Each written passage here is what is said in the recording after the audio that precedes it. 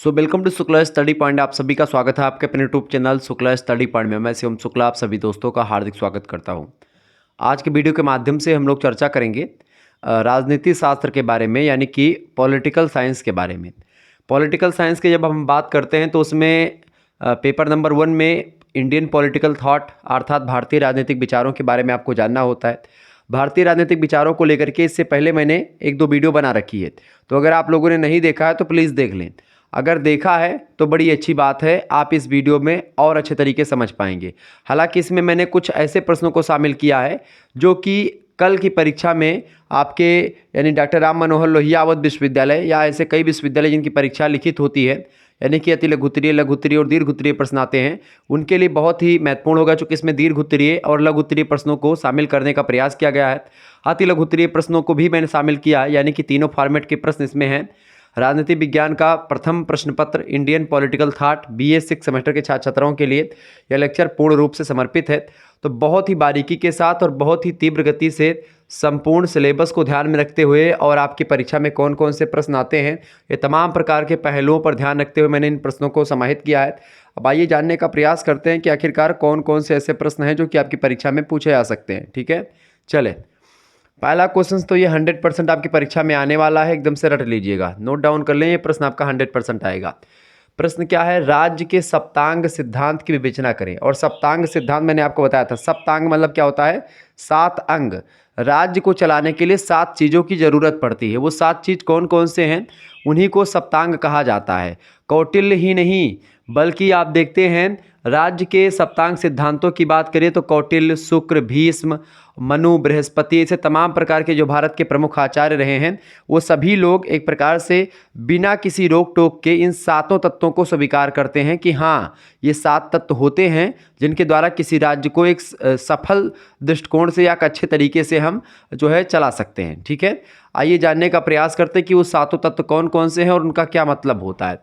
प्राचीन भारतीय दर्शन में राज्य के सप्तांग सिद्धांत का उल्लेख किया गया है, जिन्हें राज्य के तत्व की संज्ञा दी जाती है। राज्य का तत्व बोलो या फिर एक प्रकार से सप्त अंग बोलो, यानी 7 अंग या राज्य के 7 तत्व।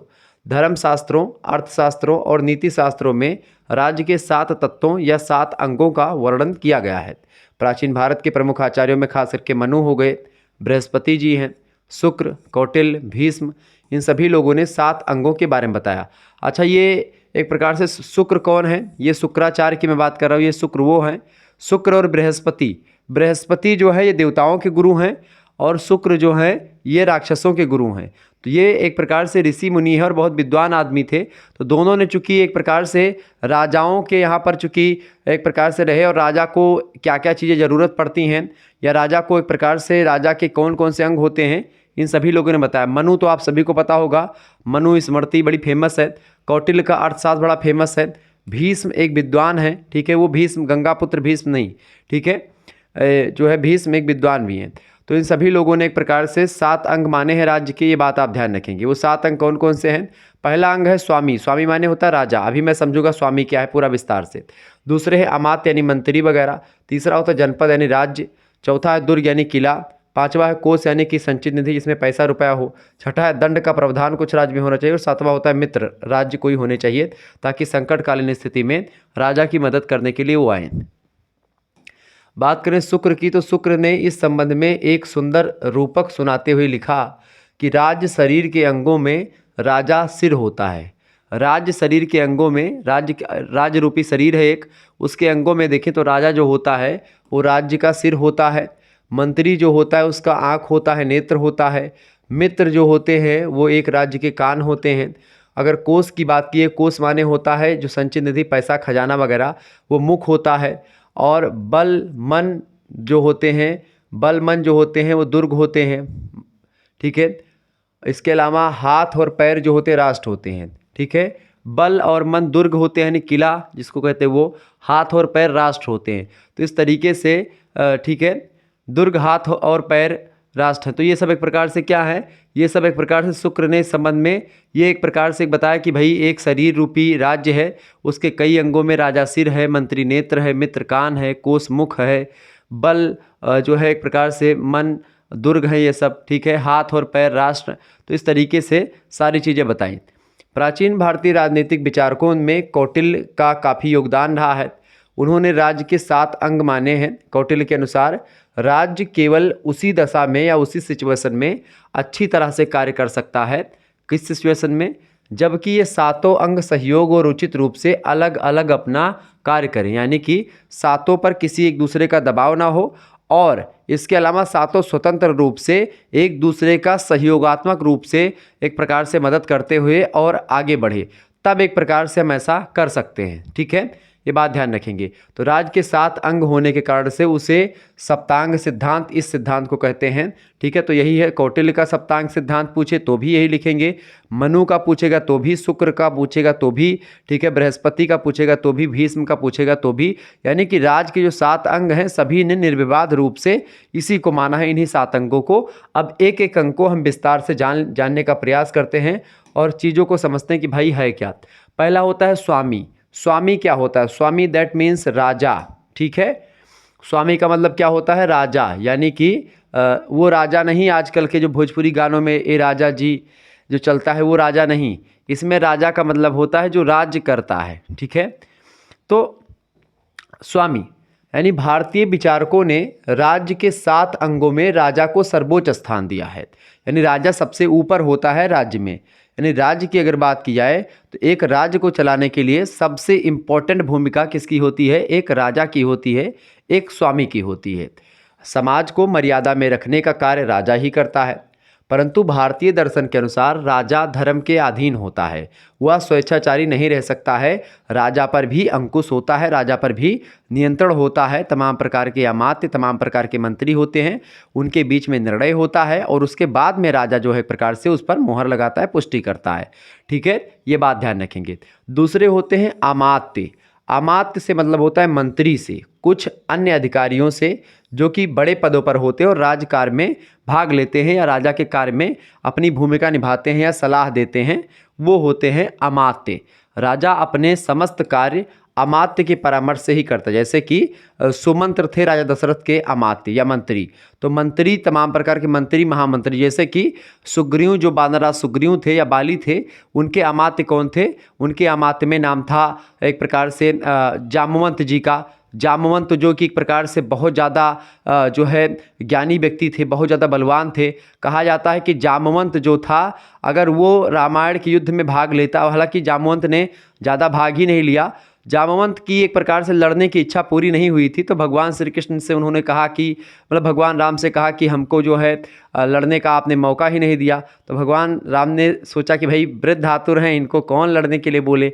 अच्छा, वो ये भी जानते थे भगवान राम जी कि भाई इनके पास बहुत बल है, अथाह बल, इनका टक्कर कोई ले नहीं सकता। अगर इनको मैं छोड़ दूंगा तो ये रावण को पता नहीं कैसे मार देगा, इसका कुछ पता नहीं। तो उनको बचा करके रखा था जामवंत जी को। तो जामवंत ने जब लास्ट में कहा कि प्रभु हमारी लड़ने की इच्छा ख़त्म नहीं हुई, तो कहा अच्छा ठीक, ख़त्म नहीं हुई, ठीक है, चलिए अब तुम्हारा जो है तहार कष्ट हम ही दूर करब, मतलब द्वापर युग में। तो द्वापर में फिर से भगवान श्री कृष्ण के रूप में भगवान के अवतार हुआ थे, विष्णु भगवान के। अब इधर से जामवंत जो था, तब चूँकि जामवंत जो था ये बहुत दिनों तक जीवित रहा। जामवंत की अगर बात की जाए तो कहते हैं कि ना सूर्य था, ना चांद था, ना धरती थी, ना आकाश था, तब जामवंत जवान था। तो उस तरीके से ये मरुत वेग से चलते थे, बहुत तीव्र गति से। हनुमान जी से बहुत ज़्यादा बलशाली थे जामवंत जी। हालांकि हनुमान जी को एक प्रकार से मोटिवेट करने वाले हैं जामवंत जी। जामवंत जी बताते कि भाई अरे हनुमान जी तुम वही हो जो लंका को एक मतलब कि जो सूर्य भगवान को निगल गए थे, तो ये समुद्र क्या बात है, तुम सूरज तक की दूरी तय कराए और तुम ये समुद्र लांघने की सोच रहे हो। तो सारी चीज़ें समझाते हैं। तो भगवान श्री कृष्ण जाते हैं, फिर जामवंत की एक बहन होती है जामवंती, मतलब उसकी पुत्री होती है। कौस्तुभ मणि की पूरी कथा है, लंबी कथा है, तो मैं यहाँ पर बताऊँगा तो बड़ा लंबा हो जाएगा। अब आप सोच रहे गुरुजी आज कुर्ता पहन के आए हैं तो आज जो है पंडिताई करे शुरू कर दी, ना ही भैया पंडिताई करेंगे ना ही शुरू कर दिया, तो बीच में थोड़ा सा आगे इसलिए बता दिया। तो अमात्य जो होते हैं वो परामर्श देते हैं किसी मुद्दे पर, एक प्रकार से राजा को क्या करना चाहिए ये जानकारी देते हैं, सलाह देते हैं। ठीक है, तो सलाहकार आप जान लीजिए जैसे आजकल हो। तीसरी बात जनपद। जनपद का मतलब होता है भूभाग, ऐसा भूभाग जिसमें राजा मतलब कि राज्य का पूरा स्ट्रक्चर हो कि भाई राजा की कितनी भूमि पर शासन कर सकता है। तो भारतीय दर्शन में इसका प्रयोग भूभाग और जनसंख्या दोनों के लिए किया जाता है। जनपद का। प्राचीन विचारकों के अनुसार जनपद ऐसा हो जिसमें पर्याप्त अन्न उत्पादन हो सके, मतलब जिसमें अन्न उत्पादन हो सके, शत्रुओं से सुरक्षित रह सके, भूमि तथा खनिज की प्रचुरता हो तथा जल और स्थल मार्गों से संपन्न हो, यानी जल और स्थल मार्ग भी हो, आवागमन का सब सुविधा हो, सब कुछ होना चाहिए। वो होता है एक प्रकार से भूभाग, या वो होता है एक प्रकार से एक राज्य। ठीक है। चौथा होता है दुर्ग अथवा पुर। प्राचीन जो है प्राचीन शास्त्र के, मतलब प्राचीन भास्त के राज्य में जनपद के, या प्राचीन भारत के राज्यों में जनपद के मध्य में राजधानी यानी पुर होती थी। पुर माने राजधानी या दुर्ग या किला चारों तरफ से घिरा होता था, और वहाँ पर एक शासन, जैसे कि आज मान लेते हैं राजधानी है दिल्ली, तो दिल्ली जो एक प्रकार से सुरक्षित है काफ़ी, तो ऐसे ही वो राजधानी एरिया जो होता था वो सुरक्षित होता था। ठीक है। जिससे दुर्ग से सुरक्षित, दुर्ग माने चार दीवारी मोटी मोटी दीवारें होती थी, जिस पर अगर तोप वगैरह भी मारे तो वो असर नहीं करती थी बहुत कुछ हद तक। तो महाभारत के शांति पर्व में, चूँकि महाभारत जो ग्रंथ है महर्षि वेदव्यास का, वो पर्व में बटा हुआ है, इसीलिए शांति पर्व जो है उसका, उसमें जनपद और पुर का अंतर इस प्रकार स्पष्ट किया गया है कि जनपद जो है वो राजधानी यानी पुर को छोड़ करके शेष भूभाग का सूचक है, और पुर राजधानी यानी पुर राजधानी होता है, और जनपद जो होता था ये एक प्रकार से बाकी का एरिया, जैसे दिल्ली हो गया पुर, और पूरा भारत हो गया आपका क्या, एक प्रकार से मान लीजिए पूरा भारत आपका हो गया मतलब कि वो क्या बोलते हैं जनपद। ठीक है। ये होता है आपका जनपद। पांचवा अंग जो राज्य का है वो होता है कोष। तो राज्य के पास एक सुरक्षित कोष होना चाहिए। कौटिल्य के अनुसार कोष जो होता है वो धर्मपूर्वक एकत्रित किया गया होना चाहिए। धर्मपूर्वक मतलब कि ज़बरदस्ती किसी से या किसी को एक प्रकार से बहला फुसला करके, किसी को मार पीट करके धन ना कमाया गया हो, यानी एक धर्म के बताए हुए मार्ग पर चल करके अगर आप धन पैसा कमाएं तो उस पैसे को इकट्ठा रखें ताकि आपातकाल में उस पैसे का उपयोग आप कर पाएँ।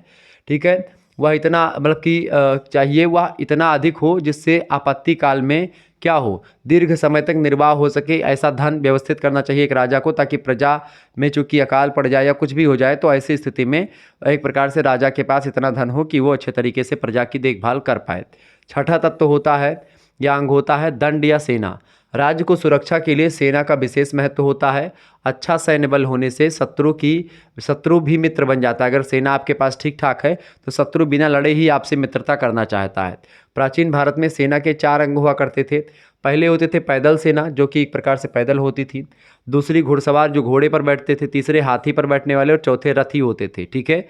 तो इस तरीके से ये 4 प्रकार के सैनिक हुआ करते थे प्राचीन काल में। रथी, महारथी, रथी होते थे, रथी और महारथी रथ पर ही होते थे।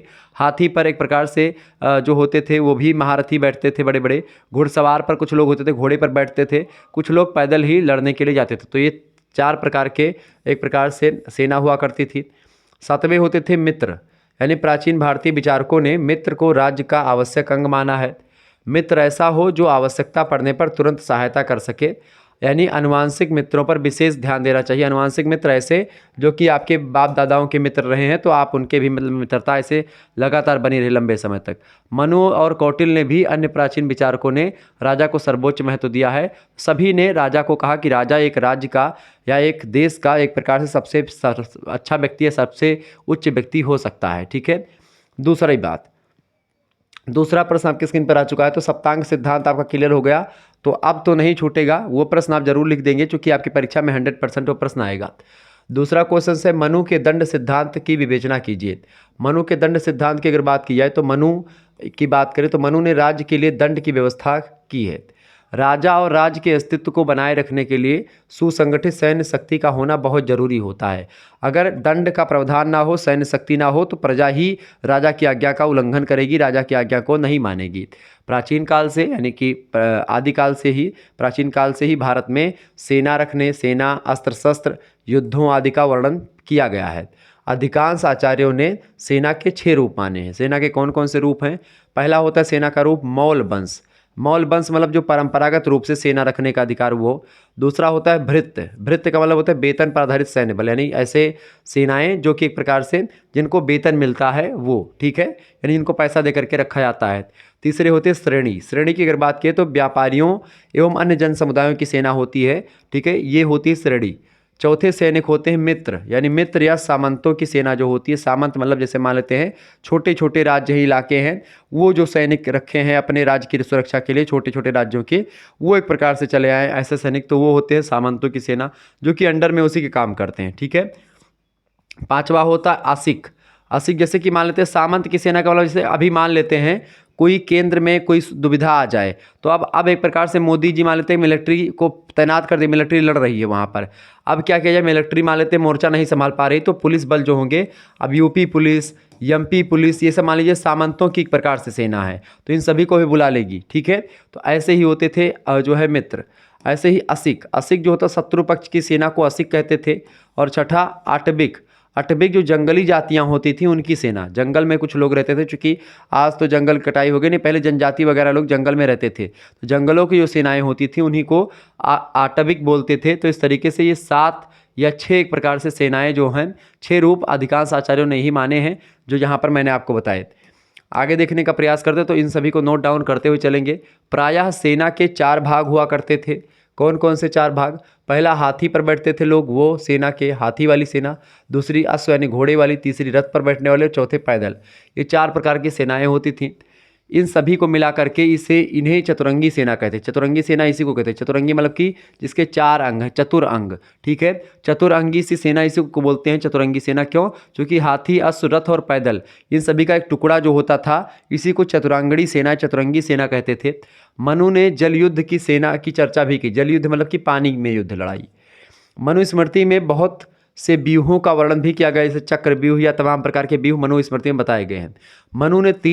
मनु ने नीतिपूर्ण युद्ध को मान्यता दी है, मतलब कि उसमें छल कपट की बात नहीं करी है। मनुस्मृति में कहा गया है कि कपटपूर्ण या गुप्त आयुधों के साथ युद्ध नहीं लड़ना चाहिए, और विषाक्त और सुलगती या जलती हुई नोकों वाले आयुधों से लड़ना चाहिए। ठीक है। कुल मिलाकर आयुध माने होता है वस्त्र, तो ऐसा युद्ध न लड़े जो कपटपूर्ण हो, छलपूर्ण हो। ठीक है। तो उससे लड़े। युद्ध लिप्त उसे न मारे जो भूमि के ऊंचे शिखर पर हो, या एक प्रकार से जिसने हाथ जोड़ लिया हो, जो भूमि पर बैठ करके कह रहा हो कि हम तुम्हारे हैं, जो नंगा या बिना आयुध के हो। ठीक है। जो मात्र दर्शक हो, देखने आया हो युद्ध, जो दूसरे शत्रु से लड़ रहा हो और जो पीठ दिखा करके भाग चला हो, तो ऐसे व्यक्तियों को नहीं मारना चाहिए, ऐसा मनु कहते हैं। और यही सिद्धांत जो है बेसिकली भारतीय सिद्धांत रहा है। ऐसे ही सिद्धांतों को फॉलो किया था पृथ्वीराज चौहान ने। तो पृथ्वीराज चौहान एक युद्ध में मोहम्मद गौरी को छोड़ देता है, क्योंकि वो कहता है कि मैं, जब वो भागा मोहम्मद गौरी, तो मोहम्मद गौरी को एक प्रकार छोड़ दिया कि भाई तू भाग रहा है, मैं तेरे को नहीं मारूंगा। ठीक है। या एक प्रकार से निहत्था हो गया, तो उसको कहा कि भाई ये भारतीय राजा महाराजा एक प्रकार से शान शौकत, अगर मान लेते तलवार तुम्हारी से तलवार लेकर के लड़ रहे हो, ऐसे ऐसे तलवार गिर गई मान लेते किसी की, विदेशी की, तो तलवार उठा करके ऐसे मारते थे, पैर से तलवार उड़ती थी, पकड़ के ले लड़, ऐसे डांट डपट के दे देते थे, भाई लड़ो, आओ, 2 हाथ और हुए। इस तरीके से महाबली होते थे पराक्रमी। भारतीय राजाओं को किसी ने सामने से मारा नहीं है, इतना तो एक प्रकार से ध्यान रखेंगे, क्योंकि भारतीय राजाओं को अगर किसी ने मारा तो छल से मारा है, और अपने ही लोगों ने एक प्रकार से विश्वासघात किया है, तब एक प्रकार से मारे गए हैं। वैसे कोई मारने वाला पैदा नहीं हुआ था। युद्ध में प्राप्त सामग्री के विषय में मनु की व्यवस्था है कि रथ, घोड़े, हाथी सैनिकों को ही दे देना चाहिए। यहाँ तक कि दासियाँ भी सैनिकों के साथ रह सकती हैं। मात्र सोना, चांदी और अन्य रत्न राजा के पास ही होने चाहिए। बाकी सारे एक प्रकार से युद्ध के दौरान इन सभी चीज़ों को अलग अलग जगहों पर बांट देना चाहिए, ताकि एक प्रकार से वो विपक्षी के हाथ में न लगे, अगर दिक्कत भी आ जाए, ये युद्ध में हार भी जाए तो भी। इस प्रकार मनु ने दंड से तात्पर्य सेना से माना है, कि दंड जो होती है वो एक प्रकार से सेना जो होती वही दंड देती है। सैनिक वीर, स्वाभिमानी और राष्ट्र प्रेमी होने चाहिए। दंड जो होता है न्याय के साथ जुड़ा हुआ है, चूँकि आप देखते भारतीय दंड संहिता अभी तक जो थी वही भारतीय न्याय संहिता भी है। दंड और न्याय एक सिक्के के 2 पहलू मान सकते हैं।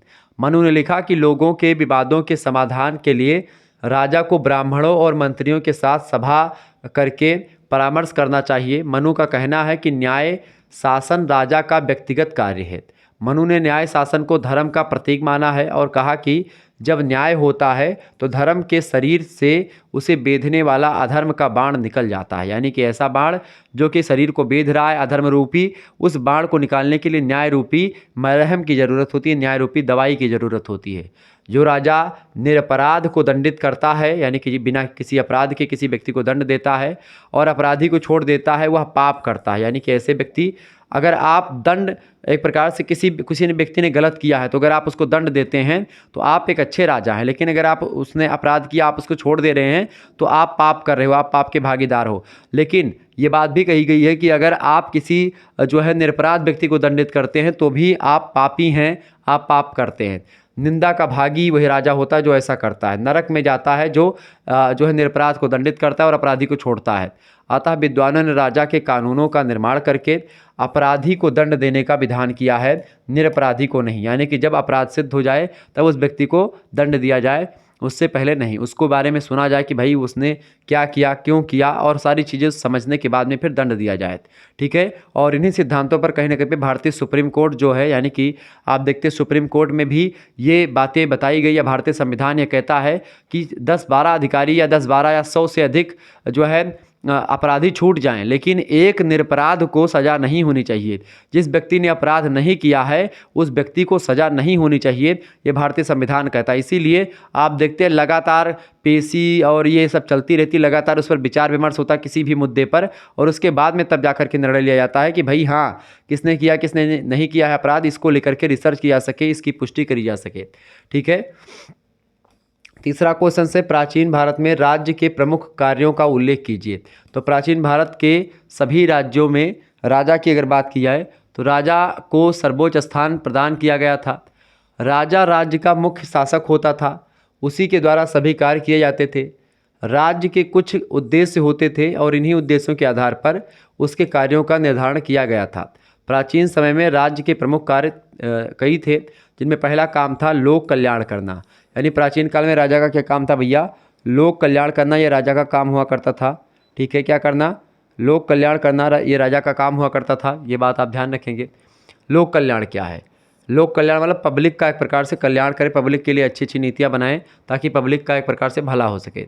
राज्य का महत्वपूर्ण कार्य होता है प्रजा के सुख के लिए, उसके हित के लिए और उसकी प्रगति के लिए, उसके प्रोग्रेस के लिए, किसके? जनता के काम करना। यदि वह ऐसा नहीं करता राजा तो प्रजा से कर लेने का उसे कोई अधिकार नहीं है। राज्य के द्वारा हमेशा प्रजा की भलाई के लिए कार्य किया जाता है, ये एक प्रकार से बहुत ज़रूरी है। अगर राजा प्रजा की भलाई के लिए काम नहीं करता तो प्रजा से टैक्स लेने का राजा को कोई अधिकार नहीं दिया गया। दूसरी बात, क्षेत्र का विस्तार करना, ये राज्य का काम होता है। यानी राज्य एक सावयव है, यानी कि एक शरीर है मनुष्य रूपी, जिसका विकास होना चाहिए।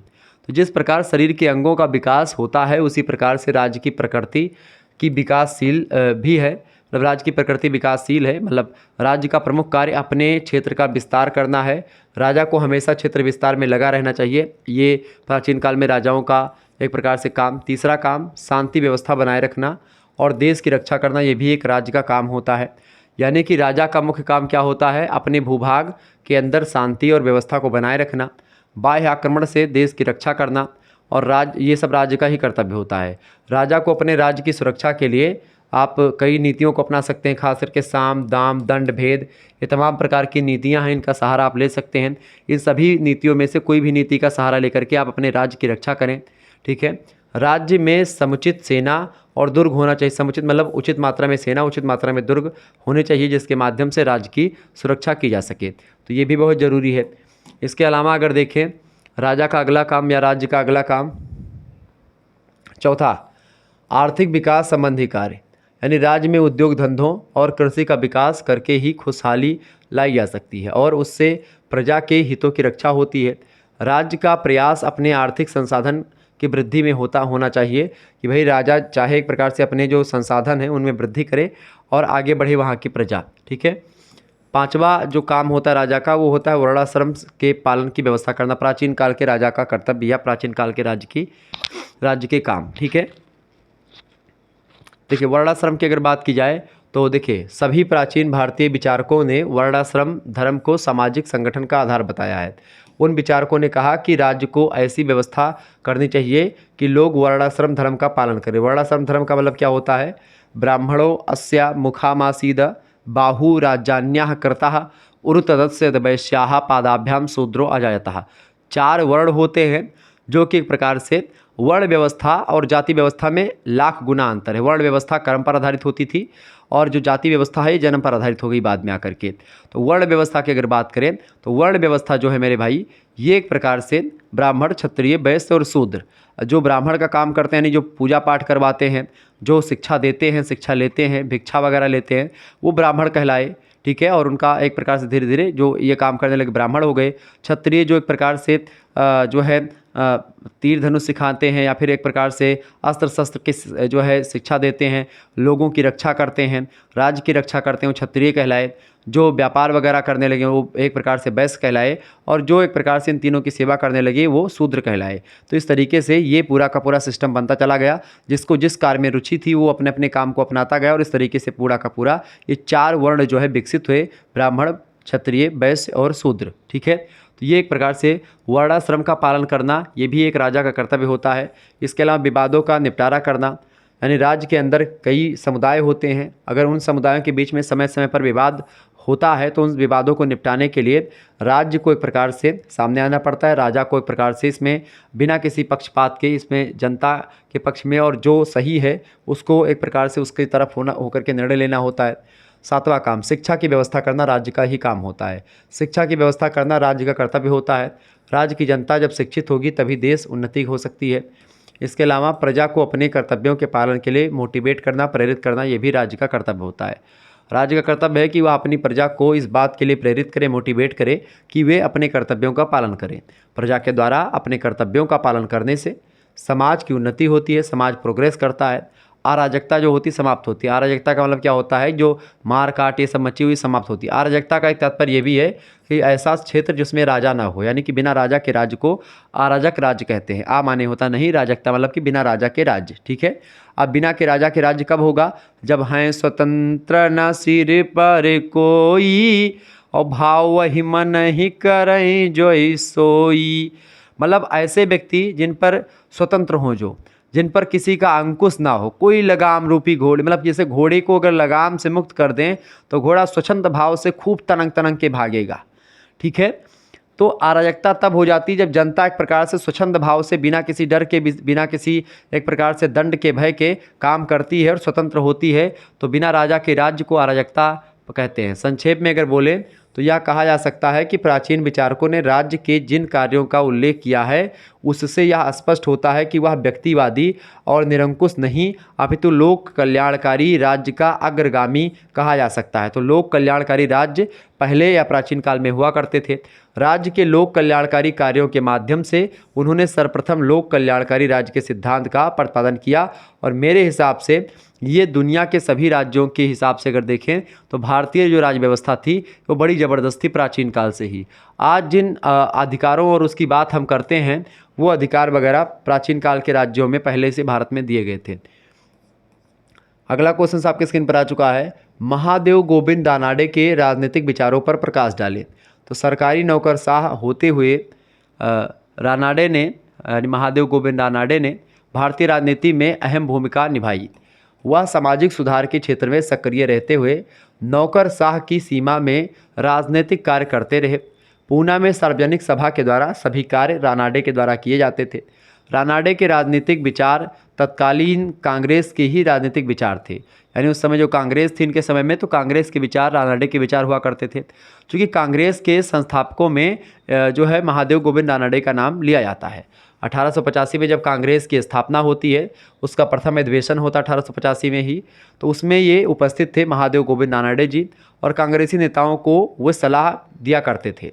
लेकिन प्रथम अधिवेशन के बाद उन्होंने कभी भी कांग्रेस के अधिवेशन में भाषण नहीं दिया। मतलब कि ये केवल पहले अधिवेशन में भाग लेते हैं और उसमें भाषण देते हैं, बाकी में एक प्रकार से वो उतना सक्रिय नहीं रहते हैं। लेकिन जब भारतीय राष्ट्रीय कांग्रेस का उदय हुआ उस दौरान ये खुल करके सामने आए। रानाडे भारतीय राजनीतिक चिंतकों में कई दृष्टियों से अग्रणी माने जा सकते हैं, क्योंकि उन्होंने उदार राष्ट्रवाद के वैचारिक प्रणेता के रूप में काम किया। उदार राष्ट्रवाद की बात करी, उन्होंने कई प्रमुख राजनीतिक विचार दिए जो कि एक प्रकार से हम समझने का प्रयास करेंगे। पहली बात तो मराठा शक्ति के को सामाजिक विश्लेषण इन्होंने किया। मराठा शक्ति का जो है सामाजिक विश्लेषण इन्होंने महादेव गोविंद रानाडे ने प्रस्तुत किया। रानाडे ने मराठा शक्ति को नए ढंग से परिभाषित किया।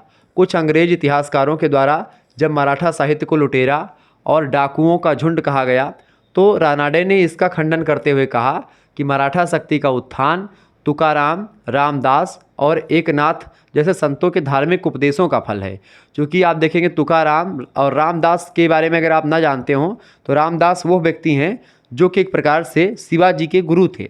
रामदास ने ही शिवाजी को शिक्षा दी थी, और रामदास ऐसे व्यक्ति हैं जिन्होंने शिवाजी को बताया कि भाई ये एक प्रकार से अब वो नहीं होगा कि अब जो है कि भूखे भजन न हो गोपाला, अब एक प्रकार से बिना कुछ ये काम करे कुछ होगा नहीं, यानी इतने हम लोग कितना अपनाएंगे ये कि छुप करके नहीं मारेंगे, ये नहीं करेंगे, कूटनीति का प्रयोग नहीं करेंगे, चलो भैया चलो दो कूटनीति झरुआ। रामदास जी ने बहुत ज्ञान दिया शिवाजी को। वीर शिवाजी की अगर बात करें, वीर शिवाजी ने कूटनीति अपनाई, छापामार युद्ध नीति का प्रयोग किया, तो साम दाम दंड भेद छल कपट सब कुछ प्रयोग करने की बात करी। सठे साठ्यम समाचरित, जो दुष्ट है उसके साथ दुष्टता का व्यवहार करो। अफजल जैसों के साथ खंजर अगर वो भोंकना चाह रहा है, उससे पहले शिवाजी ने खंजर मार दिया। तो इस तरीके की मानसिकता की बात करने के लिए ये जो मराठा शक्ति है यहाँ पर उदय होता है। तुकाराम जी, रामदास जी, एकनाथ जी, इन सभी संतों ने धार्मिक उपदेशों को दिया और इन्हीं का फल था, ऐसा बताया। महादेव गोविंद रानाडे ने ब्रिटिश शासक के वास्तविक पूर्ववर्तक हिंदू थे और मराठा शक्ति धार्मिक और सामाजिक उथल पुथल का परिणाम थी।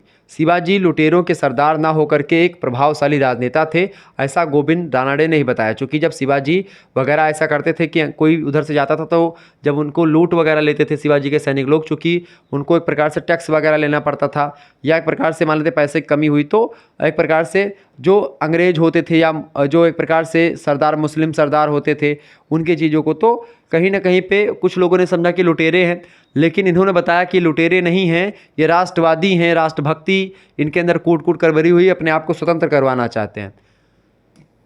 दूसरी बात, भारत में ब्रिटिश शासन का औचित्य, इस पर विचार किया इन्होंने। रानाडे भारत में अंग्रेजी शासन को वरदान मानते थे। वो कहते हैं कि चूँकि वरदान है अंग्रेजी शासन, उनके अनुसार भारत में ब्रिटिश शासन के पीछे ईश्वर का मुख्य उद्देश्य इस देश को राजनीतिक शिक्षा देना। चूँकि भारत में राजनीति या पॉलिटिकल मामले में पीछे है, ऐसा इन्होंने बताया। और रानाडे जी ने कहा कि भाई जो अंग्रेज यहाँ पर आए, इसमें भगवान का कुछ मत है, भगवान चाहते कि ये हम लोगों को शिक्षा दें और हम हमारी राजनीति जो है उसको विकसित करें। वे भारत में ब्रिटिश शासन को कृपालु ईश्वर के विधान का अंग मानते हैं। ऐसा नहीं है कि अंग्रेजी की सभी नीतियों का उन्होंने समर्थन ही किया है, जिन्हें गलत समझा उसकी निर्भयतापूर्वक उन्होंने आलोचना भी करी। यानी ऐसे नियम कायदे जो अंग्रेजों ने बनाए जो कि अच्छे नहीं थे, उनका विरोध भी किया, लेकिन जो नीतियाँ अच्छी थी अंग्रेजों की, उनका समर्थन भी खुल करके महादेव गोविंद रानाडे जी ने किया। ठीक है। स्वतंत्रता संबंधी धारणा, स्वतंत्रता के संबंध में रानाडे का विचार न्यायिक था। उनके अनुसार स्वतंत्रता का अर्थ शासन का अभाव ना होकर के कानून के अनुसार शासन है। यानी कि शासन सत्ता का अभाव ना हो, शासन सत्ता की कमी ना हो, शासन के अंतर्गत एक प्रकार सभी स्वतंत्र हों, सभी को अधिकार उनका मिले, वही स्वतंत्रता है। ठीक है। शासन कोई भी कर रहा हो इससे मतलब नहीं है। ठीक है, ऐसा इनका मानना था। मनुष्य दूसरों पर निर्भर ना रह करके सत्ता और शक्ति, स्वतंत्रता इस बात में निहित है कि मनुष्य दूसरों पर डिपेंडेंट या निर्भर ना रह करके सत्ता और शक्ति की धारणा करने वालों के अनुचित व्यवहार से उनकी रक्षा हो। 1883 ईस्वी में उन्होंने कहा था कि स्वतंत्रता से अभिप्राय है कि कानून बनाना, कर लगाना, दंड देना और अधिकारियों की नियुक्ति करना, यही स्वतंत्रता है। ऐसा महादेव गोविंद रानाडे का स्वतंत्रता से रिलेटेड विचार रहा। चौथे बात, इन्होंने संवैधानिक तथा शांतिपूर्ण साधनों के पर आग्रह करने पर जो विचार दिया उसके बारे में समझते हैं।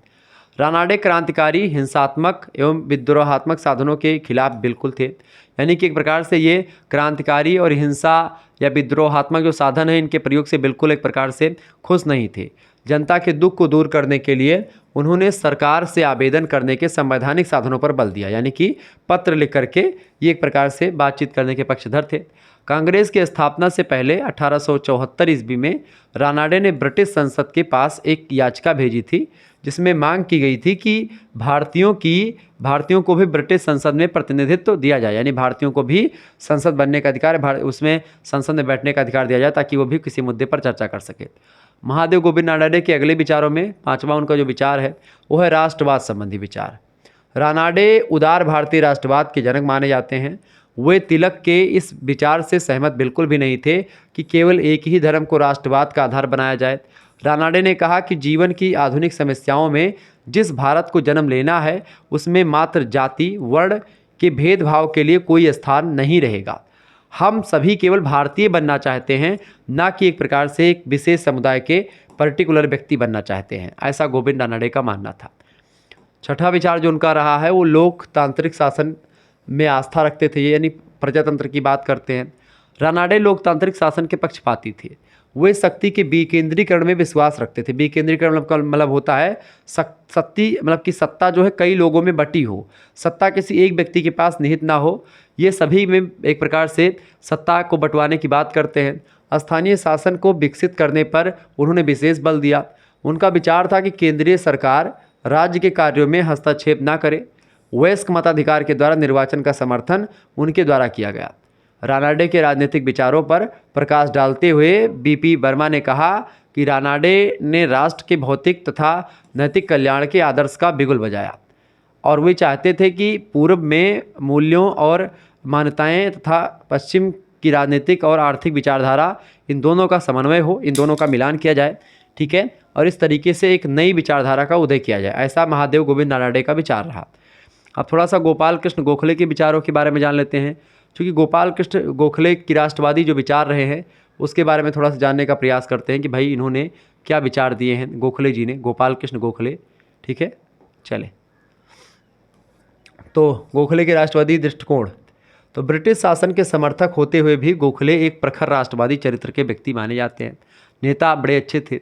ब्रिटिश शासन के समर्थक होते हुए भी वे भारतीय हितों के पक्षधर थे। गोखले की ब्रिटिश शासन के प्रति श्रद्धा और सहयोग की भावना ब्रिटिश साम्राज्यवादी हितों की पूर्ति के लिए नहीं वरन भारतीय जनता के हितों की पूर्ति पर आधारित थी। यानी कि वो एक प्रकार से ब्रिटिश साम्राज्यवाद के हित नहीं चाहते थे, वो ये चाहते थे कि भारतीय जनता खुश हो, भारतीय जनता एक प्रकार से आगे बढ़े। अंग्रेजों पर दबाव डाल करके वे सरकार से भारत के हित में काम करवाने के पक्षधर थे, ठीक है। गोपाल कृष्ण गोखले ब्रिटिश सरकार की उदारवादी नीतियों में विश्वास करते थे। चूँकि उन्हें अंग्रेज़ों की विचारधारा में काफ़ी विश्वास था, इनको गोखले जी को दादा भाई नौरोजी की भांति वे आशावादी थे। यानी कि वो विश्वास करते थे कि अंग्रेज एक ना एक दिन हमारे ऊपर एक प्रकार से अच्छा काम करेंगे और हमारी बातों को सुनेंगे। उन्हें इस बात का विश्वास था कि अंग्रेज़ सरकार भारत के साथ न्याय करेगी। सन 1902 ईस्वी में 1902 के बजट भाषण में उन्होंने कहा था कि आवश्यकता इस बात की है कि हमें अनुभव करने दिया जाए कि हमारी सरकार विदेशी होते हुए भी भावना से राष्ट्रीय है। ऐसा इन्होंने कहा कि भाई ये अनुभव करने दिया जाए सभी को कि हमारी सरकार जो ब्रिटिश सरकार है ये विदेशी है, लेकिन ये भावना इसकी भारतीय है। वह भारतीय जनता के कल्याण को सर्वोपरि तथा अन्य सभी बातों को उसकी तुलना में निम्न कोटि का मानती है, ऐसा जनता में विश्वास किया जाए। वह विदेशों में भारतीयों के साथ किए गए अपमानजनक व्यवहार से उतनी क्रुद्ध होती है जितने कि अंग्रेज़ों के साथ किए गए दुर्व्यवहार से होती है। वह यथा सामर्थ्य हर उपाय से भारतीय जनता के भारत में तथा भारत के बाहर नैतिक और भौतिक कल्याण का परिवर्धन करने का प्रयत्न करती है। तो गोखले ने ये बात एक प्रकार से कही थी। गोखले का विश्वास था कि अंग्रेज शासकों में उच्च प्रकार की कल्पना का उदय होगा जिससे कि वे शिक्षित भारतवासियों के मन में व्याप्त भावनाओं को समझ सकेंगे और उनकी कद्र कर सकेंगे। ये एक प्रकार से इनको लगता था गोपाल कृष्ण गोखले जी को, यानी कि ये नरमवादी नेता थे। मोतीलाल नेहरू के शब्दों में अगर देखें तो गोखले के बारे में मोतीलाल नेहरू कहते हैं कि गोखले स्वराज्य के महान संदेश वाहक थे। शासक जाति की नौकरशाही ने जिस कुत्सित गैर जिम्मेदारी और हद दर्जे की कला क्रूरता के साथ जनता की इच्छा की अवहेलना करके बंगाल का विभाजन कर दिया था, तो इसको लेकर के मोतीलाल नेहरू एक प्रकार से कहीं ना कहीं पे थोड़ा सा इससे अलग बात करते हैं। गोखले चाहते थे कि इंग्लैंड और भारत के बीच सामंजस्यपूर्ण सहयोग की वृद्धि हो और इसीलिए पारस्परिक सूझबूझ या समझबूझ की भावना की वे एक प्रकार से कद्र किया करते थे, ठीक है। स्वदेशी और विदेशी को लेकर के जो एक प्रकार से आंदोलन चला कि विदेशी वस्तुओं का बहिष्कार किया जाए, स्वदेशी का एक प्रकार से समर्थन किया जाए, इसको लेकर के गोखले के विचार जान लेते हैं। तो गोखले ने स्वदेशी आंदोलन का समर्थन करके विदेशी वस्तुओं के बहिष्कार की नीति अपनाई थी। उन्होंने 1905 ईस्वी में बनारस के कांग्रेस अधिवेशन में ये भी कहा था कि स्वदेशी यानी कि अपने देश में बनी वस्तुओं का प्रयोग किया जाए और विदेशी का बहिष्कार करें। स्वदेशी का आंदोलन आर्थिक होने के साथ ही साथ देशभक्ति का भी एक आंदोलन है। इस अधिवेशन में गोखले ने 9 सूत्रीय मांगें प्रस्तुत करी थीं। पहली थी कि विधान परिषद के निर्वाचित सदस्यों की संख्या कुल की आधी करी जाए। ठीक है। दूसरी बात, इंडिया काउंसिल में कम से कम 3 सदस्य भारतीय नियुक्त किए जाएं। ये एक प्रकार से ये मांग करी थी इन्होंने जो है गोपाल कृष्ण गोखले जी ने। ठीक है। इसके अलावा देश के सभी जिलों में सलाहकार परिषदों का गठन किया जाए और जिलाधीश इन परिषदों के से सलाह लें कि भाई हमको क्या करनी चाहिए, क्योंकि जिला परिषद सलाहकार परिषद होगी वो जनता की बातों को सुनेगी और जनता के हित में काम करेगी। इसके अलावा न्यायिक क्षेत्र में नियुक्तियां वकील वर्ग से की जाएं। तो इस तरीके से जो न्यायिक क्षेत्र है उनमें जो वकील होते हैं उनसे नियुक्ति करी जाए, डायरेक्ट किसी को जज वगैरह ना बनाया जाए, पहले जो वकालत कर लें उसके बाद में। न्यायिक तथा कार्यपालक विभागों का पृथक्करण किया जाए, यानी न्यायिक विभाग और जो कार्यपालिका इसको अलग किया जाए। ठीक है। यानी कि जो कानून बनाते हैं और जो कानून से जुड़े विवादों का निपटारा करते हैं दोनों अलग अलग हों, दोनों में अलग अलग व्यक्ति हो, एक दूसरे का किसी पर दबाव ना हो। ठीक है। भारी सैनिक व्यय कटौती करी जाए। ठीक है। इसके अलावा प्राथमिक शिक्षा का प्रसार किया जाए, औद्योगिक तथा तकनीकी शिक्षा का विकास किया जाए, ग्रामीण क्षेत्र की जनता को ऋण के बोझ से राहत दिया जाए। तो ये तमाम प्रकार के बातें जो है इन्होंने गोपाल कृष्ण गोखले जी ने करी। स्वदेशी आंदोलन का समर्थन करते हुए गोखले ने कहा कि आंदोलन का भौतिक पक्ष आर्थिक है और मैं स्वीकार करता हूं कि बड़े पैमाने पर आत्मत्याग की प्रतिज्ञा कर लेने से हमारा एक महत्वपूर्ण उद्देश्य सिद्ध हो जाएगा। और इस प्रकार गोखले की स्वदेशी धारणा बहुत ही व्यापक है। इस प्रकार गोपाल कृष्ण गोखले उदारवादी विचारक की श्रेणी में आते हैं। ये ज़्यादा फड़फड़ाते नहीं हैं, ये उदारवादी हैं, नरमपंथी विचारधारा के हैं, ब्रिटिश शासन में विश्वास रखते हैं।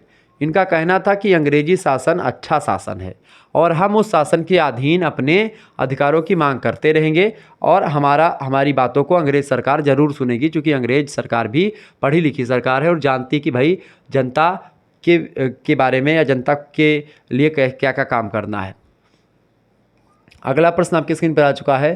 साध्य और साधन पर गांधी के विचारों को स्पष्ट कीजिए। साध्य और साधन, साध्य मतलब कि जो एक प्रकार से आपका लक्ष्य होता है, वो साधन मतलब जिन साधनों का प्रयोग करके आप अपने लक्ष्य को प्राप्त करते हैं। ठीक है। तो गांधी जी ने साध्य और साधन में कोई अंतर नहीं किया है। मैकियावेली जैसे विचारकों ने केवल साध्य पर ही बल दिया, जिसके लिए कोई भी साधन ग्रहण किए जा सकते हैं, परंतु गांधी जी ने साधनों की पवित्रता पर विशेष बल दिया। गांधी जी स्वतंत्रता की बात करते हैं। देखिए, स्वतंत्रता एक लक्ष्य है, स्वतंत्रता साध्य है, और साधन क्या है? अहिंसा है, सत्य है, आस्तेय है। यानी कि छल कपट द्वेष व्यभिचार इन सभी का प्रयोग करके हिंसा का प्रयोग करके आप स्वतंत्रता ग्रहण करें, ये गांधी जी को बिल्कुल मंजूर नहीं था। यानी गांधी जी यह चाहते थे कि देश स्वतंत्र हो, लेकिन हिंसा से नहीं, अहिंसा से हो। यानी कि जो देश स्वतंत्र हो, ये लक्ष्य है आपका, ये भी तो पवित्र है। ये पवित्र लक्ष्य है कि भाई स्वतंत्रता एक पवित्र लक्ष्य है, लेकिन इस स्वतंत्रता के मार्ग में जो आप काम कर रहे हैं, स्वतंत्रता को प्राप्त करने के लिए जिन साधनों का आप प्रयोग करें, वो साधन भी पवित्र हों, वो साधन भी ठीक ठाक हों। ये होता है एक प्रकार से गांधी जी का साध्य और साधन का लक्ष्य। ठीक है। तो गांधी जी एक प्रकार साधनों की पवित्रता पर बल देते हैं। बाकी दुनिया के किसी विचारक ने ये बल नहीं दिया। सभी ने कहा कि भाई चाहे कपट से, छल से, दम्भ से, किसी तरीके से भगाओ कैसे भी। लेकिन गांधी एक ऐसा विद्वान, गांधी एक ऐसे विचारक हैं जो मात्र ये कहते हैं कि भाई साधन भी पवित्र होने चाहिए, यानी किस मार्ग का प्रयोग करके आप स्वतंत्रता ग्रहण करेंगे। गांधी का कहना था कि उच्च साध्य के लिए साधन भी उच्च होने चाहिए। अपने इन्हीं विचारों के कारण से उन्होंने ब्रिटिश साम्राज्य के विरुद्ध भारतीय जनता को अहिंसात्मक संघर्ष के लिए ललकारा था। ब्रिटिश साम्राज्य के विरुद्ध कभी भी गांधी जी ने षड्यंत्र नहीं किया, कोई कूटनीति नहीं की। निष्पक्ष और स्वतंत्रता के लिए, निष्पक्षता, स्वतंत्रता, समानता के लिए इन्होंने खुल करके सामने आए, आमरण अनशन किया, सत्य बोला, हमेशा झूठ का सहारा कभी नहीं लिया। ये थे गांधी जी। गांधी जी ने साध्य और साधन में संबंध बताते हुए स्वयं लिखा कि साधन जो होता है वो बीज होता है और साध्य जो होता है वृक्ष होता है। इसीलिए जो संबंध बीज और वृक्ष में होता है वही संबंध साधन और साध्य में होता है। अगर बीज आप बबूल का बोओगे तो आप वृक्ष भी बबूल का काटोगे, आपके जीवन में कांटे होंगे। यानी कि एक प्रकार से आपको आम खाना है जिसमें गूजे होते हैं बढ़िया बढ़िया, जो अच्छा लगता है, मीठा लगता है, तो आप आम का बीज बोओगे। लेकिन अगर आपको एक प्रकार से आम का बीज खाना है और आप सोचोगे कि मैं बबूल का बीज बोऊंगा तो बबूल में कांटे निकलेंगे, ठीक है, जो कि चुभेंगे, दर्द देंगे आपको। इसीलिए ज़रूरी है कि साध्य और साधन दोनों पवित्र हों, तो जैसा बीज होगा वैसा ही फल निकलेगा।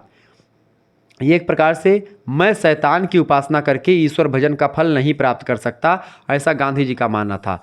गांधी जी कहते हैं कि शैतान का भजन करके, अगर मुझे भाई शैतान के बारे में लोग कहते नहीं कि भाई शैतान की पूजा करो तो शैतान से जो मांगोगे मिल जाएगा, तो गांधी जी कहते हैं कि भाई शैतान की उपासना करके ईश्वर का भजन का फल मुझे नहीं प्राप्त करना, ठीक है। अगर मुझे कहो कि भाई शैतान की पूजा करो या एक काम गलत कर दो और आपको भगवान की प्राप्ति हो जाएगी, तो दैट इज़ इम्पॉसिबल, मेरे को नहीं करना।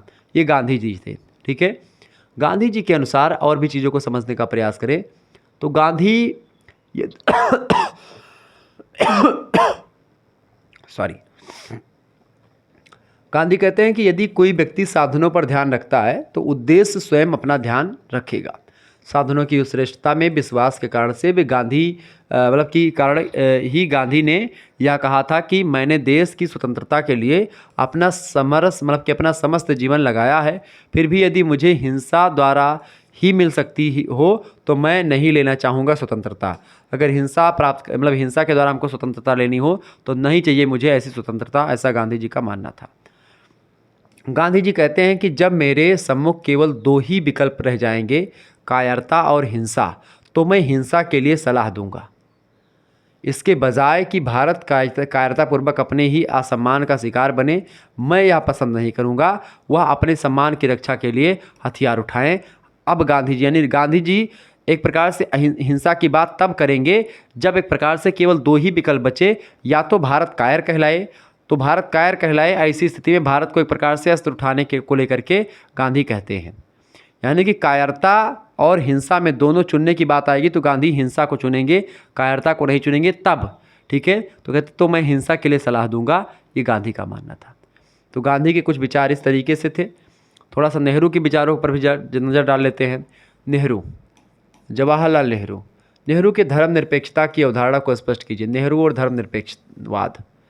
नेहरू ने स्वीकार किया कि भारत में नस्ली और सांस्कृतिक भिन्नताएं हैं, किंतु इन भिन्नताओं का धार्मिक विभाजनों से कोई संबंध नहीं है। किसी व्यक्ति को यदि दूसरे मजहब में जन्म मिला है, किसी व्यक्ति को यदि दूसरे मजहब में जन्म मिला या दूसरे मजहब में मिला लिया जाता है, तो इससे ना तो उसका ऐतिहासिक गठन और ना ही उसकी नस्ली विशेषताएं बदलती हैं, ना ही किसी बड़ी हद तक उसकी सांस्कृतिक पृष्ठभूमि बदलती है।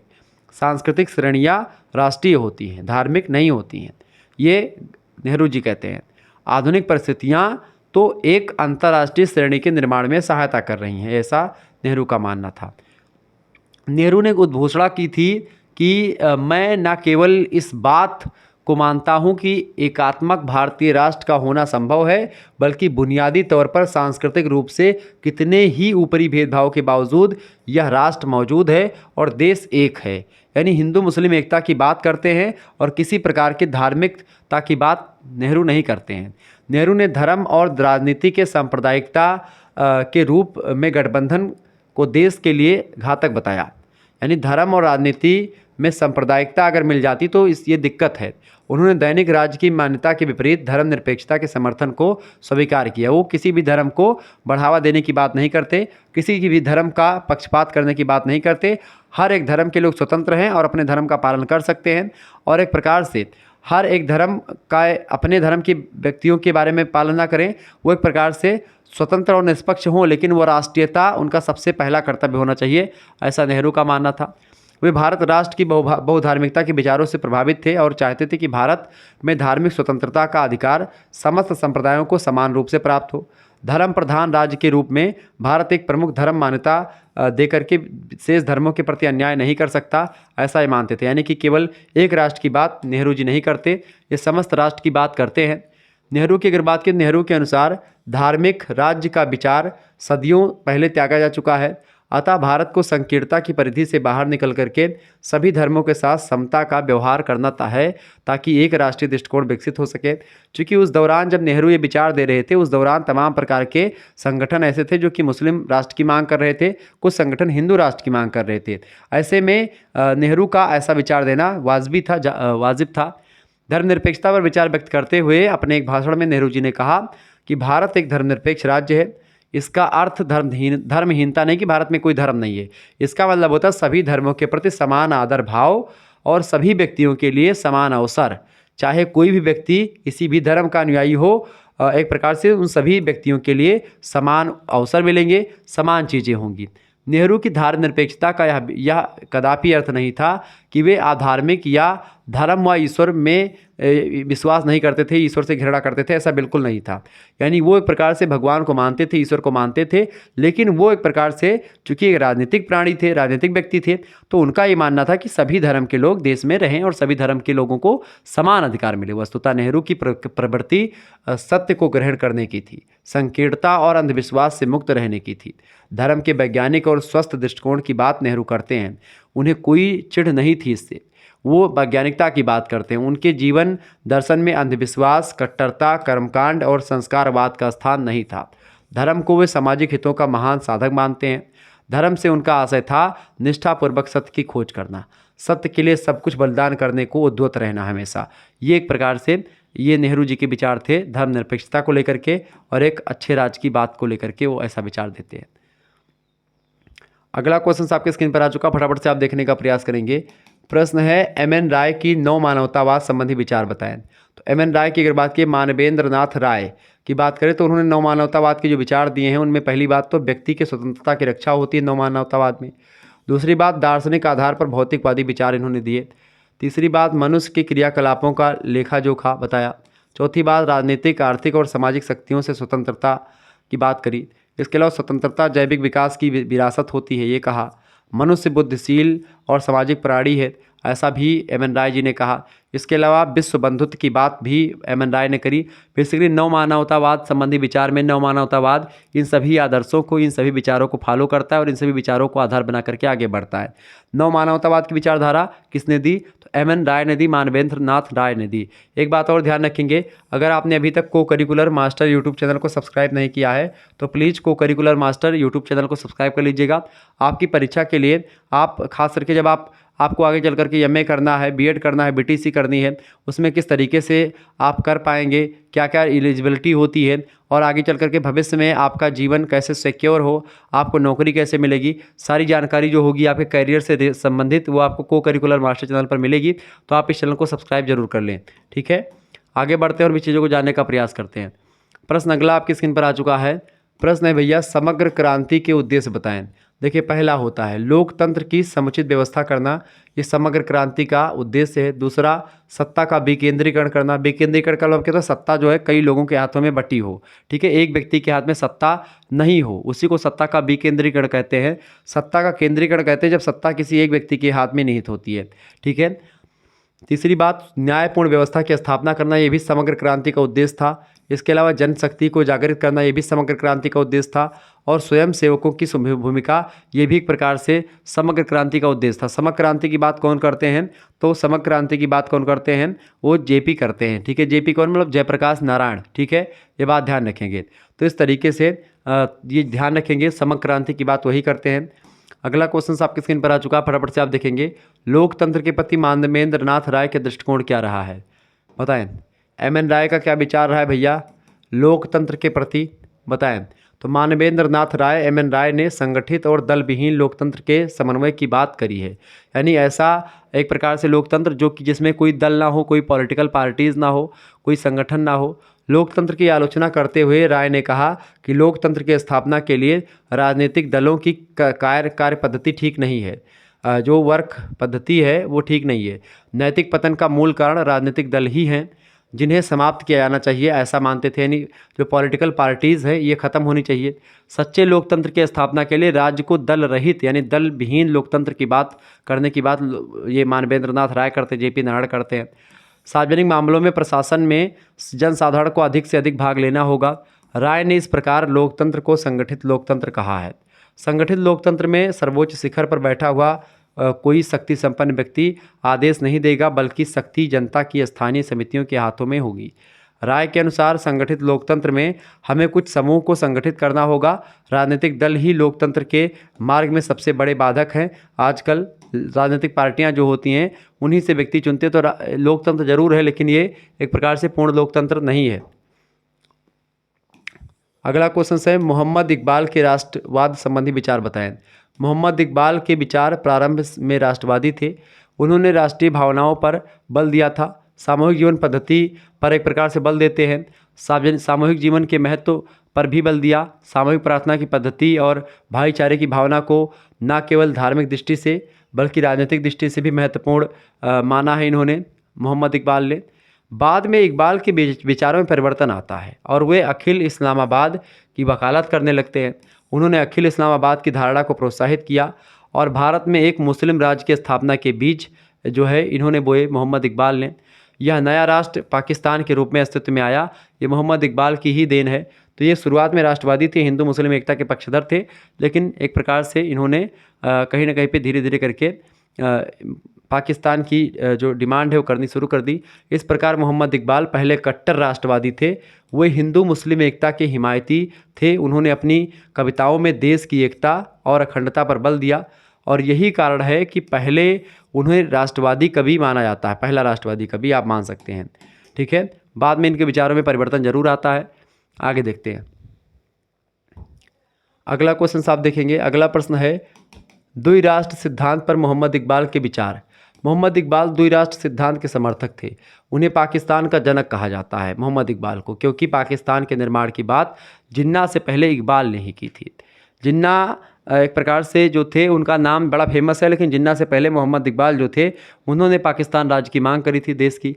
उनका विचार था मोहम्मद इकबाल का कि भारतीय मुसलमानों की भावना यही है कि वे अपने लिए एक पृथक यानी अलग राज्य का निर्माण करें। वे मुसलमानों को एक अखिल भारतीय अल्पसंख्यक समाज मानते थे और वे उन्हें एक राष्ट्र कहने को तैयार थे। 20वीं सदी के तीसरे दशक के यानी कि लगभग 1930 के अंत में इकबाल एकीकृत उत्तरी पश्चिमी भारतीय मुस्लिम राज्य के समर्थक बन जाते हैं और इस तरीके से ये पृष्ठभूमि बहुत पहले से इनके द्वारा तैयार करती चली गई। आगे देखते हैं, वीर सावरकर की बात करें हम। वीर सावरकर को लेकर के अभी एक फिल्म आई है, बड़ी ज़बरदस्त मूवी है। ठीक है, हालांकि जो इतिहास के एक प्रकार से इतिहास में रुचि लेते हैं, आधुनिक इतिहास पढ़ना चाहते हैं और कुछ ऐसे लोगों के बारे में जानना चाहते हैं जिन्होंने और भी योगदान दिया भारतीय स्वतंत्रता में, जिनका नाम उभर करके सामने नहीं आया, जिनका नाम लेने से डरते हैं और क्रांतिकारी या तमाम प्रकार के कहते हैं कि भाई ये एक धर्म को लेकर के चलते थे। शुरुआत में जो वीर सावरकर के विचार रहे हैं वो हिंदू मुस्लिम एकता को लेकर के रहे। हिंदू मुस्लिम एकता की बात करते हैं, वो अखंड भारत की बात करते हैं। अखंड भारत का मतलब कि कोई पाकिस्तान वगैरह ना हो इसमें। ठीक है, हिंदू मुस्लिम सब एक मिल करके रहें। और आप देखते हैं कि वो एक प्रकार से हिंदू राष्ट्र की जो बात करते थे, उस हिंदू राष्ट्र में इन्होंने अपनी पुस्तक में खुद ही लिखी है कि भाई जो ये हिंदू राष्ट्र की बात करते हैं उसमें एक प्रकार सिंध से लेकर के हिमालय सिंध ये सब और दक्षिण में पूरा कन्याकुमारी यहाँ तक सब कुछ एक प्रकार से एक हो और इसके सभी लोग हिंदू हैं। यानी जो भी हिंदू नदी मतलब इसमें पूरा भारत में हिमालय से लेकर के और दक्षिण के समुद्र तक फैला है पूरा एरिया, इसमें जितने भी लोग रहते हैं सभी हिंदू हैं, ऐसा उनका मानना था। हिंदू का मतलब केवल ये हिंदू जाति या हिंदू धर्म नहीं होता, हिंदू का मतलब जो इतने एरिया में रहते हैं। तो वो अखंड भारत की बात करते थे वीर सावरकर। लेकिन क्या हुआ, जब ये काला पानी का जेल हुआ इनको 1911 या 10 के आसपास, उस दौरान जब ये जेल में जाते हैं ये, उस दौरान वहाँ पर एक मुस्लिम कुछ सिपाही थे, मूवी में आप देखेंगे तो वहाँ पर वो लोग जो है इनको प्रताड़ित करते हैं। वहाँ पर मुस्लिम लोग जो थे वो एक प्रकार से मांस खिला करके लोगों का धर्म भ्रष्ट करवा रहे थे और अंग्रेज अधिकारी जो थे उनकी चाटुकारिता कर रहे थे काला पानी में जब जेल हुई थी। तो उस दौरान इनको बड़ी यातनाएं सहनी पड़ी, बहुत ज़्यादा दिक्कत पड़ी और एक प्रकार से मुस्लिम जो था एक प्रकार से वहाँ का जेलर या जो कुछ था हेड था शायद, तो उसके ऊपर जो अंग्रेज अधिकारी था, अंग्रेज उसको एक प्रकार से मुस्लिम को शासन की भाई इसको मार, जितना करना है कर, तो जो प्रताड़ना देना है। तो बहुत प्रताड़ना मिली, तो इस कारण से इनके जो विचार में थोड़ा बहुत जरूर परिवर्तन आया होगा। ठीक है, लेकिन फिर भी ये एक प्रकार से हिंदू मुस्लिम दोनों के पक्षधर रहे हैं। वीर सावरकर कट्टर हिंदुत्ववादी थे। 1925 में बाद में हो जाते हैं, क्योंकि 1911 वगैरह में ये ऐसी बातें नहीं किया करते थे। 1925 में राष्ट्रीय स्वयंसेवक संघ की स्थापना करते हैं। क्योंकि जब इनको प्रताड़ना मिली और मुसलमानों ने इनका कहा सुना उतना नहीं माना और इनकी बात ना कांग्रेस वाले उतने सही तरीके सुन रहे थे ना कुछ, तो इन्होंने फिर एक प्रकार से उस राष्ट्रीय स्वयंसेवक RSS की स्थापना करी के समय सावरकर भी शामिल थे उसमें। भारत एक हिंदू राज्य है क्योंकि यहाँ पर बहुसंख्यक हिंदू लोग रहते हैं। सावरकर की पुस्तक हिंदुत्व 1923 में जो प्रकाशित हुई है, जिसमें कहा गया है कि हिंदू वह है जिसके मन में सिंधु से ब्रह्मपुत्रा तक और हिमालय से कन्याकुमारी तक के सभी भौगोलिक प्रदेश के प्रति अनुराग हो, वही हिंदू है। हिंदू धर्म से नहीं जोड़ते हैं उसको, लेकिन इनके विचारों को लोगों ने गलत तरीके से लोगों तक पहुंचाया और कहीं ना कहीं पे इनके इतिहास को अगर आप देखेंगे पढ़ेंगे इनके बारे में तो बहुत ही दिमागी व्यक्ति थे। गांधी भी इनसे मिलते थे, गांधी जी भी जानते थे, गांधी जी ने इनको छुड़ाने के लिए चिट्ठी भी लिखी थी काला पानी से, ठीक है। और इनके दोनों भाई जो थे, विनायक दामोदर सावरकर इनका नाम था, इनके पिताजी ने बड़ा काम किया, इनके भाई जी भी जेल में थे, ठीक है। तो बहुत योगदान दिया देश के विभाजन, मतलब कि देश को एक प्रकार से आगे बढ़ाने में, देश की स्वतंत्रता में BD सावरकर का बहुत बड़ा योगदान रहा है, ठीक है। अगला प्रश्न है राष्ट्रीयता और अंतर्राष्ट्रीयता पर महात्मा गांधी के विचार लिखें। तो गांधी के राष्ट्रवाद की अगर बात की जाए तो गांधी के राष्ट्रवाद को अंतर्राष्ट्रवाद से अलग नहीं मानते हैं। गांधी मतलब राष्ट्रवाद को अंतर्राष्ट्रवाद से बिल्कुल अलग नहीं मानते, वो पूरे संसार को एक राष्ट्र के रूप में देखते हैं। उनके दर्शन में राष्ट्रवाद विश्व प्रेम का एक अंग है। उनके अनुसार मानवता के लिए मरने की आकांक्षा के पूर्व भारत को जीना सीखना होगा। गांधी जी ने पीड़ितों का उद्धार किया तथा विश्व सेवा के कल्याण में लगे रहे। गांधी एक विश्व स्तर के नेता है, वो केवल भारत के नेता नहीं है, पूरे संसार के नेता है। उनका कहना था कि व्यक्ति राष्ट्रवादी हुए बिना अंतर्राष्ट्रवादी नहीं हो सकता। व्यक्ति के अंदर अगर अपने देश के प्रति प्रेम नहीं होगा तो अगर व्यक्ति अपने देश का नहीं है तो वो अंतर्राष्ट्रवाद की बात क्या करेगा। यानी कि एक राष्ट्रवादी व्यक्ति ही अंतर्राष्ट्रवाद की बात कर सकता है। क्लियर, आगे देखेंगे। एक बार फटाफट से आप सभी लोग वीडियो को लाइक कर दीजिएगा भाई, बड़ी मेहनत आपके लिए करते हैं, आपके कमेंट के हिसाब से मैं वीडियो लाता हूं। आप लोग उतना प्यार देते नहीं है जितना देना चाहिए आपको, और एक दिन पढ़ने आते हो, इससे पहले आप कहाँ थे अभी तक, तो थोड़ा पहले पढ़ लिया करो भाई। अब ये हो गया कि भाई अब ये व्यक्ति परेशान हो जाता है, हम लोग इतनी मेहनत करते हैं और आप लोग उतना रिस्पांस जब देते नहीं हो तो क्या होता है, मन नहीं करता है पढ़ाने का। क्यों मन नहीं करता? क्योंकि क्या होता है कि भाई आप इतनी मेहनत करके पढ़ा रहे हो, उसका रिस्पांस नहीं आ रहा है, उतना व्यूज़ नहीं जब जाते हैं तो दिमाग में कहीं ना कहीं पे डीमोटिवेशन आ जाता है, ठीक है। तो इससे क्या होता है कि थोड़ा सा डीमोटिवेशन में क्या होता है कि थोड़ा टेंशन भी होता है कि यार इतना मेहनत करो, फिर उसके बाद में ये जो है क्या होता नहीं, वो गाना याद आता है, अच्छा सिला दिया तूने मेरे प्यार का, यार नहीं लूट लिया घर यार का। तो कुछ आप लोग भी वही कर रहे हो, क्योंकि क्या होता है कि जब परीक्षा एक दिन आती है तो आजकल कमेंट मैं देखता हूँ तो कमेंट में इतना ज़्यादा एक प्रकार से बच्चे कमेंट करते हैं क्या कि जो है, मैं तो अंग्रेजी ज़्यादा जानता नहीं हूँ, फिर भी बच्चे कमेंट करते हैं कि legend watching before 1 day exam, before 1 hour exam. अभी एग्ज़ाम है, आज एग्ज़ाम 2 बजे से एग्ज़ाम है, मैं जो है 12 बजे एग्ज़ाम पेपर जो है शुक्ला सर की वीडियो देख रहा हूँ। ज़रूरी है भाई देखिए, लेकिन थोड़ा सा अगर उससे एग्ज़ाम से पहले भी जो वीडियोस पड़ी होती हैं उनको भी देख लें तो आपका एक प्रकार से भला होगा और आपको अच्छे तरीके से समझ में आ जाएगा। तो मैं रिक्वेस्ट यही करता हूं, हालांकि अब तो आपका और हमारा एक प्रकार से साथ भी छूटने वाला है, क्योंकि आप लोग एक प्रकार से पढ़ करके निकल जाओगे, फिर कभी चैनल को देखने आएँ कि ना आए आप, हालांकि आते रहिएगा, क्योंकि आप लोगों से जुड़ाव हो जाता है। जब 3 साल लगातार आपके साथ मैं जुड़ा रहा, 3 साल से मैं आपके साथ लगातार कंधे से कंधा मिला करके, कदम से कदम मिला करके चलता रहा, तो जब आप लोग जाते हैं तो दुख होता है कि भाई अब जो है शायद आपको पढ़ाने का मौका मुझे मिले या ना मिले, ठीक है। लेकिन मैं प्रयास करूंगा कि आप को करिकुलर चैनल पर हमारे सब्सक्राइब उसको कर लें, क्योंकि वहाँ पर मैं प्रयास करूँगा कि आप आगे चल करके और आपके लिए बेहतर जानकारी, इन्फॉर्मेटिव वीडियो आपको देता रहूँ आपके कैरियर से संबंधित। तो आप को करिकुलर मास्टर यूट्यूब चैनल को ज़रूर सब्सक्राइब करें, ठीक है। तो कहीं ना कहीं पे आपके साथ जुड़ाव या लगाव तो हो ही जाता है। पेरियार के विचार क्या है? पेरियार जो है आधुनिक दक्षिण भारत के जननायक माने जाते हैं, यानी दक्षिण भारत के विद्वान हैं और जननायक हैं दक्षिण भारत के। दक्षिण भारत में बड़ी फैन फॉलोइंग थी इनकी और उत्तर भारत में भी थी। सामाजिक क्रांतिकारी थे, निम्न जाति के से आते थे जिनके साथ समाज में भेदभाव किया जाता था। पेरियार ने सामाजिक भेदभाव की पीड़ा को निकट से अनुभव किया था और अपनी विलक्षण प्रतिभा के बल पर इसे बहुत बड़ी चुनौती दी थी। इसको एक प्रकार से किसको, जातिवाद को या निम्न जाति के या छुआछूत जो होता है इन सभी को। उन्होंने वर्ण व्यवस्था, मूर्ति पूजा और हिंदू पौराणिक कथाओं पर तीव्र प्रहार किया। उनके द्वारा सामाजिक पुनर्निर्माण की जो राह दिखलाई गई उससे उन्हें व्यापक लोकप्रियता और ख्याति प्राप्त हुई। पेरियार का नाम E.B. रामास्वामी जो है नायकर था। इनके अनुयायियों ने इन्हें पेरियार नाम दे दिया। इनका पूरा नाम क्या था? E.B. रामास्वामी नायकर, ये इनका पूरा नाम है। ठीक है। और इनके अनुयायी जो इनके समर्थक हैं, इनके एक प्रकार से इनको मानने वाले लोग हैं, उन्होंने इनको पेरियार नाम दिया। पेरियार ने अपने सामाजिक जीवन में भेदभाव का तीव्र विरोध किया और उस समय इंडियन नेशनल कांग्रेस पार्टी ने अस्पृश्यता उन्मूलन के लिए एक कार्यक्रम चलाया था, जिसमें पेरियार 1920 में शामिल हो गए थे। गांधी जी के सत्याग्रह आंदोलन में भी वे शामिल हुए थे। कांग्रेस पार्टी के भीतर जब ब्राह्मण और गैर ब्राह्मण भेदभाव हो रहा था तो उनके द्वारा इसका तीव्र विरोध भी किया गया था। सांप्रदायिक प्रतिनिधित्व का समर्थन पेरियार के द्वारा ही किया गया था, जिसमें दलित भी शामिल थे, मुस्लिम शामिल थे, सिख लोग शामिल थे। ईसाई के लिए अलग प्रतिनिधित्व की व्याख्या इन्होंने, इन सभी के लिए दलित, मुस्लिम, सिख, ईसाई, इन सभी के लिए अलग प्रतिनिधित्व की व्यवस्था भी एक प्रकार से की जाए, इसका समर्थन इन्होंने किया था। ठीक है, ये बात आप ध्यान रखेंगे। आगे बढ़ते हैं। अगला क्वेश्चन आपकी स्क्रीन पर आ चुका है, फटाफट से आप देखेंगे।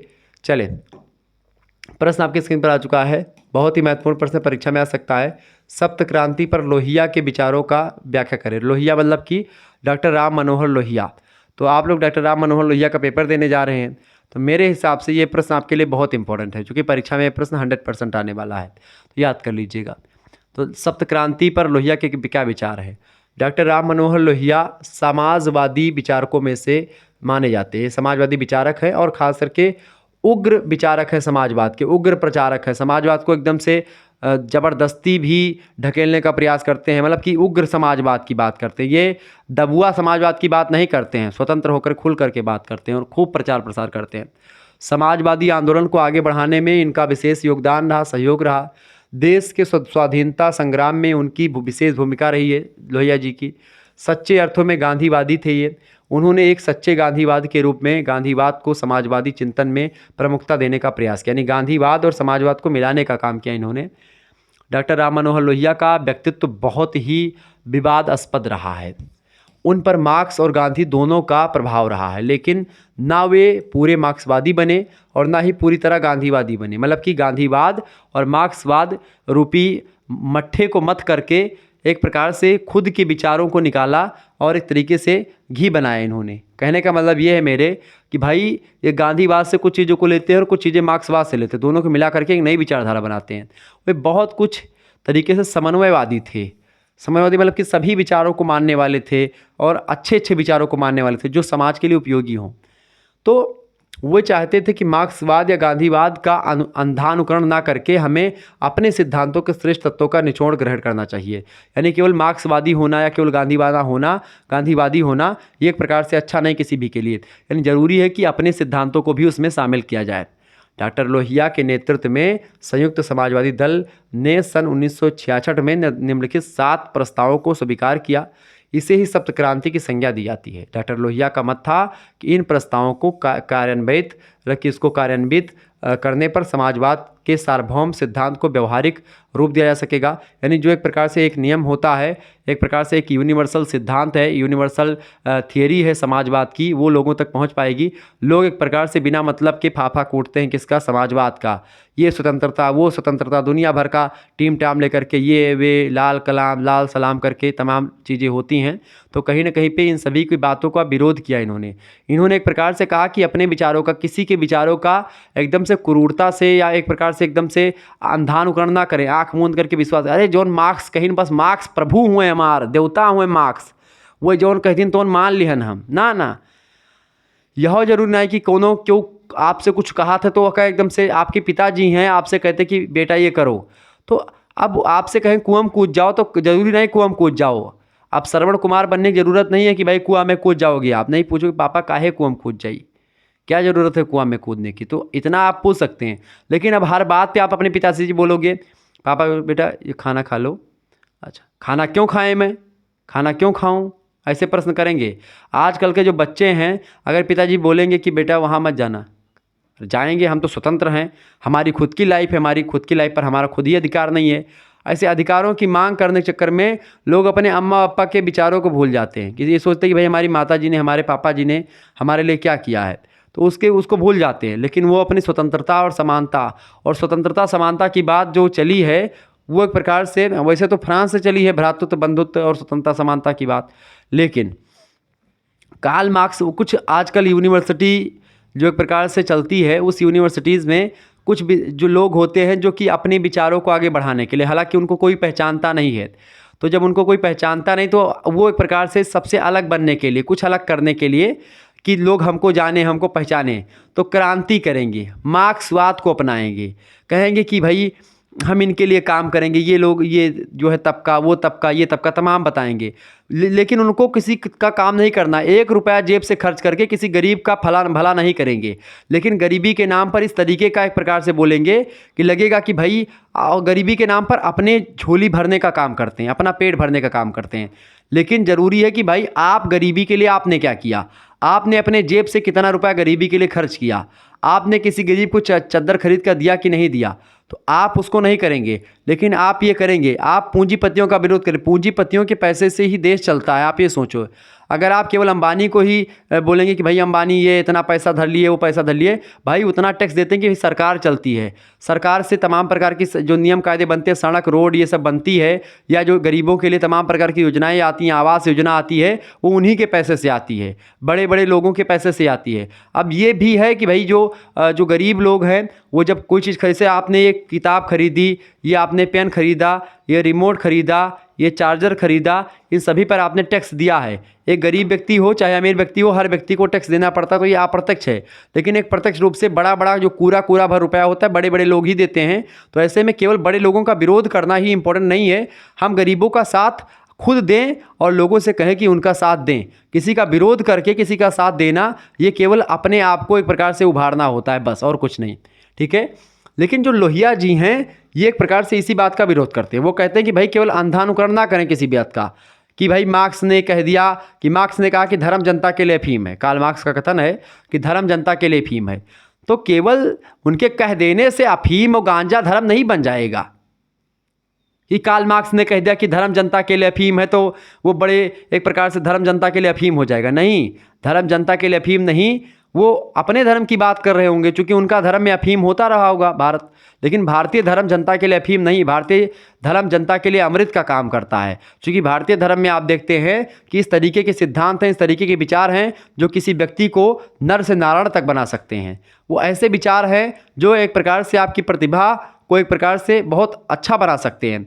तो कहीं ना कहीं पे कार्ल मार्क्स के विचार दुनिया भर में एक प्रकार से जो लागू हुए, वो अंधानुकरण किया गया उसका, उस पर रिसर्च नहीं की गई।